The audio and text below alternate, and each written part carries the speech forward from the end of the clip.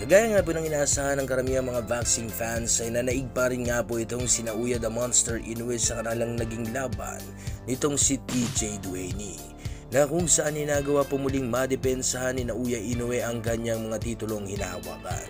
Kaya naman ang tanong ng karamihan ay may tsansa pa nga ba na mag-cross ang landas ni Inoue at Casimero sa hinaharap? Ang aking po magiging suwestyon dito mga idol ay nakadepende po ito sa laban na ipapakita ni Casimero. Ito po dahil sa kung magagawa ni Casimero na manalo sa pinaka-impresibong paraan ay maaring ito ang magtulak sa kampo nitong si The Monster Naoya Inoue na lingunin itong si Casimero at pagbigyan ito sa ninanais nito na laban. Pero kung hindi maganda na performance ang ipapakita ngayon ni Casimero at muling lalabas ang pagiging hingali nito sa laban, ay maaring ito po ang magtulak para sa kampo ni Inoue na tuluyan ng kalimutan ang pangalan nitong si Casimero. Kung atin pong titignan ang kalagayan ng dalawang boksingero na ito mga idol, ay hindi hamak na mas matalim ngayon itong si Inoue na talagang pinagtatalo ang bawat kalaban na inihahain sa kanyang harapan. Hindi rin po biro ang mga kalaban na inihain sa harapan nitong si Naoya Inoue dahil sa katulad rin po kasi ito ni Ugoni na mga dating world champion sa Super Bantamweight Division. Kaya naman po kung gusto ho talagang makalaban ni Casimero ang hapon na ito, ay kailangan po munang sumuot ni Casimero sa butas ng karayom at gawing impresibo ang mga laban na ihahain sa kanya para sa gayon ay maging tough contender sa dibisyon na kung saan ay naghahari ngayon ang isang Naoya Inoue. Ngayon mga idol ay meron po akong dalawang laban na ihahain ngayon sa inyo at ito na nga po ay ang laban ni Casimero at Inoue na kung saan ay parehas silang nanalo via knockout sa unang akyat nila dito sa Super Bantamweight Division. Unahin na po natin ang laban ni Inoue sa Unified Super Bantamweight World Champion noon na si Stephen Fulton na kung saan nga po ay nanalo itong si Inoue via knockout at kinuha ang mga titulong pinanghahawakan ni Stephen Fulton.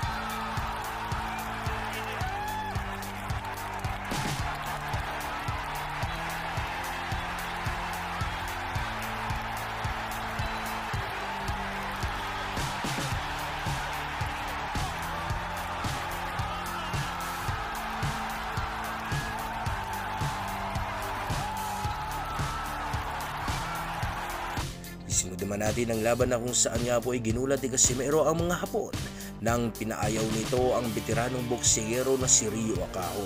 Sa una ay naging no contest pa ang laban pero nung mapag-aralan at napag-alaman ang dapat kalabasan ng laban ay naging round 2 knockout din po ito para sa ating kababayan. Kaya naman ay kayo po ang makapagsasabi ngayon mga idol kung kaya pa nga ba ni Casimero tapatan ng isang Naoya the Monster Inoue kung ganito pong Casimero ang lalaban at dadayo sa Japan para tapatan ang isang Naoya Inoue. Comment na po niya magiging komento mga idol para sa gayon ay ating nang mapag-usapan dito sa ating comment section. Round 1! Atol, kita! Lao, akoy! Karo na tol! Straight tol! Boom!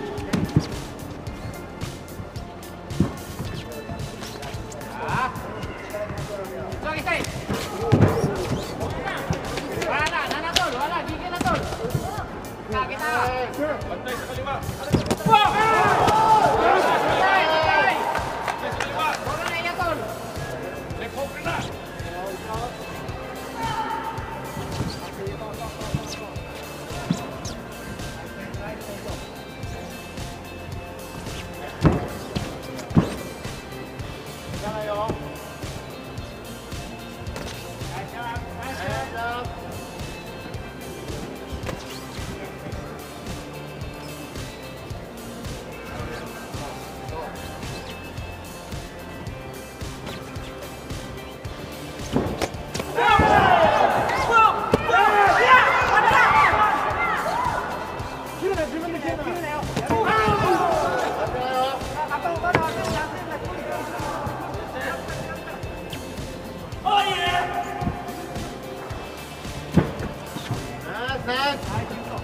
Tol, anak ka na yan, tol.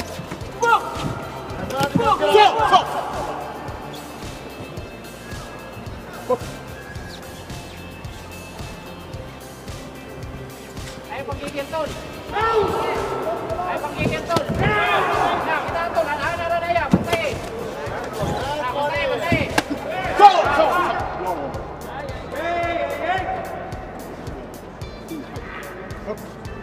Lepo ka na yan.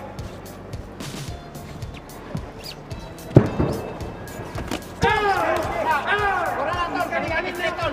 Orang na, tol. Kali straight, tol. Straight, kami straight. Lumpari. Wah. Luang.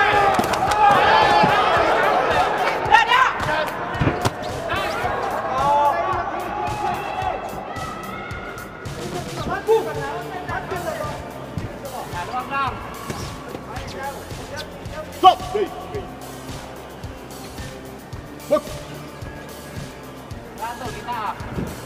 Relax lang, tol. Relax lang.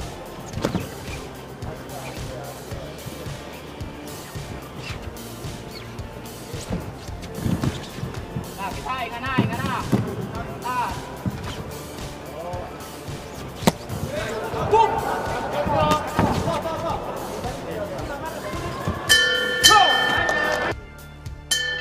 Round 2.